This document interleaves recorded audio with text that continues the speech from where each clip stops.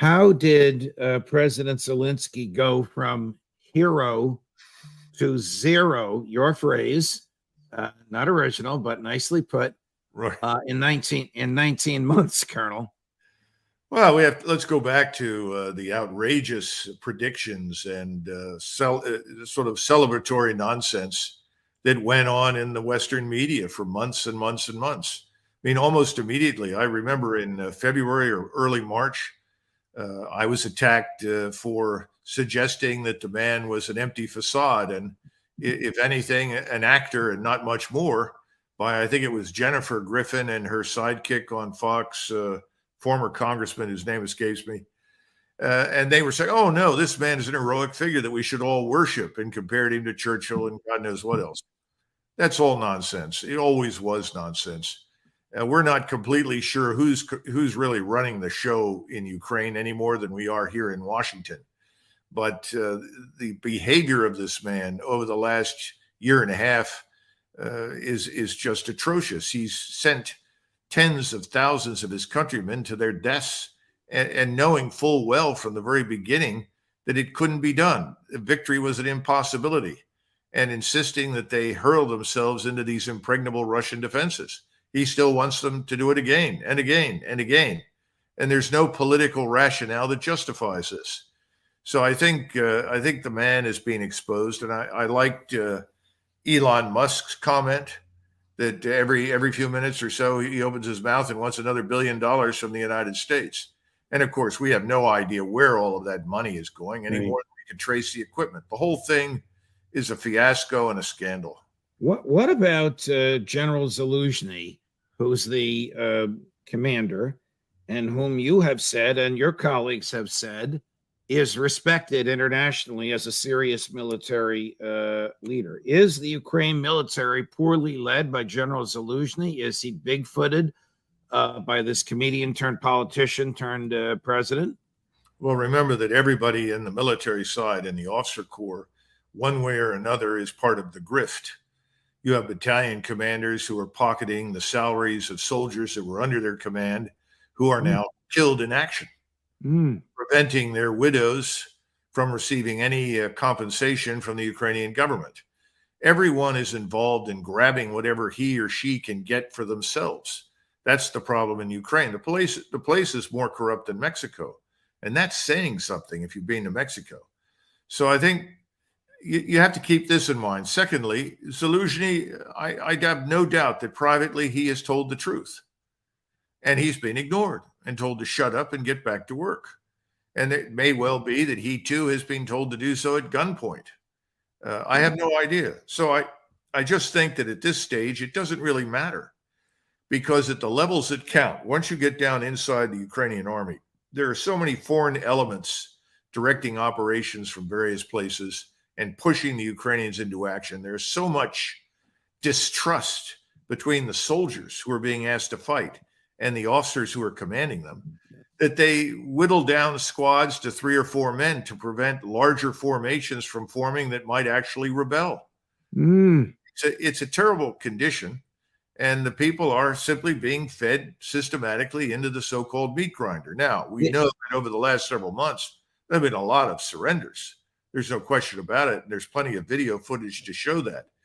And I would expect that to continue, perhaps even worsen in time. But it's tragic that we continue to underwrite all of it. We own the place. The place is the 51st state. This was Senator Rand Paul's argument. He's spot on. We're paying the salaries of the government, of the bureaucracy, of the military. What are we not funding over there?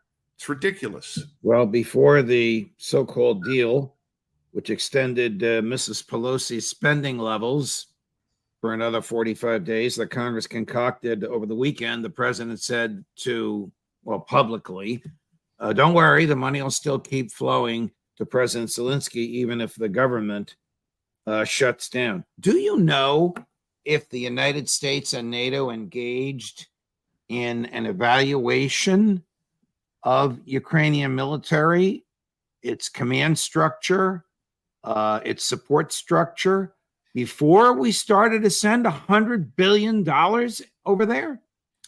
I know that in NATO, everyone does whatever we tell them to do, Judge. Let's be frank. We dominate NATO. NATO is an extension of our military power, our influence on the continent. The Europeans have made themselves satellite states of the greater U.S. empire and military hegemony.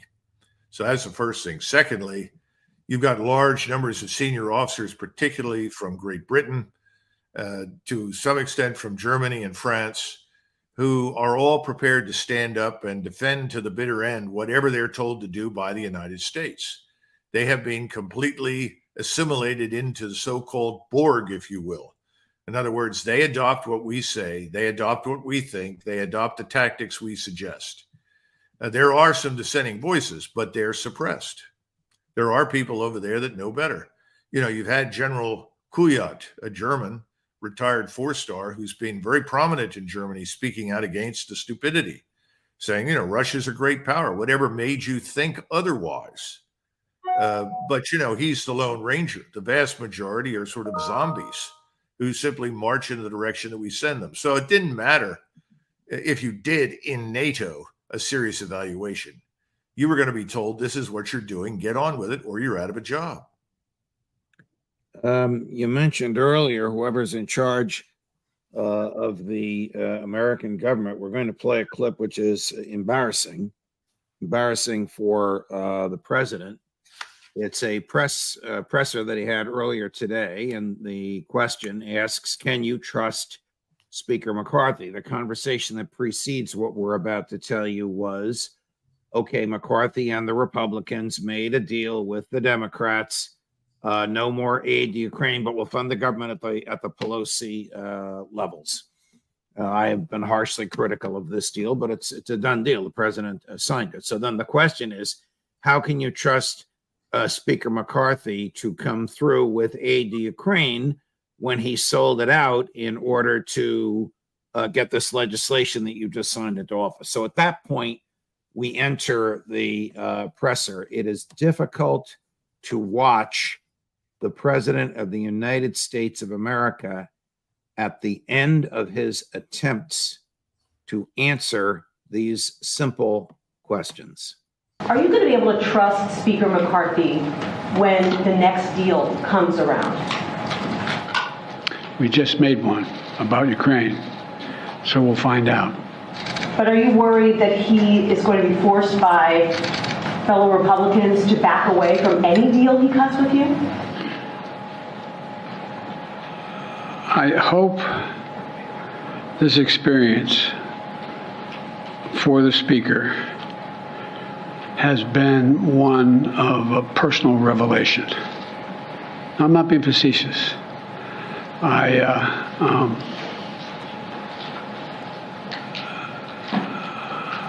Anyway. So somebody's running the show. Somebody's deciding to spend $100 billion. Somebody decided to ask McCarthy for another $6 billion for a month. Somebody wants the Congress for another $28 billion. I don't know if the mentality of the man we just watched, and I say this with pity, not with joy, is capable of making those determinations. Who are these people that are calling the shots for American foreign policy? Mrs. Newland, Jake Sullivan, Tony Blinken, but apparently not the man we just watched, Colonel. You know, Judge, if you think about it carefully, there's a wonderful book called Anatomy of Revolution. And when you read this by Crane Britton, this comes across a lot like Louis XVI in 1788, 1789, 90. Louis XVI was not a bad human being per se, but he was rather feckless. He was overwhelmed, responded in much the same way. And the people that were advising him were also people that were neither officially appointed in most cases, nor were they obviously elected to anything. And the rest is history. And I kind of think the more I see of this administration and the more I hear about the things that they're trying to do, sometimes I think we're France before the revolution. There's no direction. There's no one at the helm. We are sort of at the mercy of the prevailing winds, and those prevailing winds for the moment come from the wealthy people that influence and shape policy through their respective minions, people like Newland and Blinken and Sullivan and others. How did the Uniparty and the neocons make this kind of a useless, fruitless, expensive, bloody war acceptable to Americans? Is it because no American boys are coming home in body bags, unlike in Vietnam? Well, that's a critical component of it, yes. First of all, keep in mind, most Americans on any given day, and I try to tell my friends in Europe and Northeast Asia this all the time, and they look at me a little strangely. But most Americans on any given day don't care what happens beyond our borders, Judge. And why should they? If you live in Kansas City, in Portland, Oregon, somewhere in Iowa, somewhere in Kansas or Alabama, your life has very little to do with what happens beyond your borders. And so we've been in the habit for a very, very long time of consigning responsibility for the conduct of our foreign and defense policy to people in Washington. And we've tended to ask very few questions. What do we got for an ideology leading us right now? This ideology is an ideology of fear. It promotes enemies overseas that we must defend ourselves against. It promotes the notion that free speech and free thinking are dangerous to the American public, that therefore that must be suppressed. This is a very strange environment, and I think Americans are beginning to realize they've lost control of the government. But this happened a long time ago. People are used to making these decisions in a vacuum. We've decided it's in the interest of the United States that we should put ourselves in a position where we could actually be dragged into a war against Russia. And we all know it's not just Russia. If we end up at war with Russia, we'll be at war with China. Certainly Iran will come on board. India is not going to help you. The Japanese are going to walk away from you as quickly as they can. So what does that leave you with? A bunch of Europeans who are not prepared to fight any more than we are. So this is not a new problem, but it is an old one. And the only way to solve this is to get into that government and root out these people and replace them and find a new way forward. Perhaps that will happen over the next 12 months. I just hope it happens soon enough, because right now we're on the knife's edge. That's the point. People don't understand that this war in Ukraine is over. The prominent Russian politician in the Duma, in the parliament, who spoke the other day and said the Ukrainians have one of two choices. They can either meet our demands or they can go out of existence.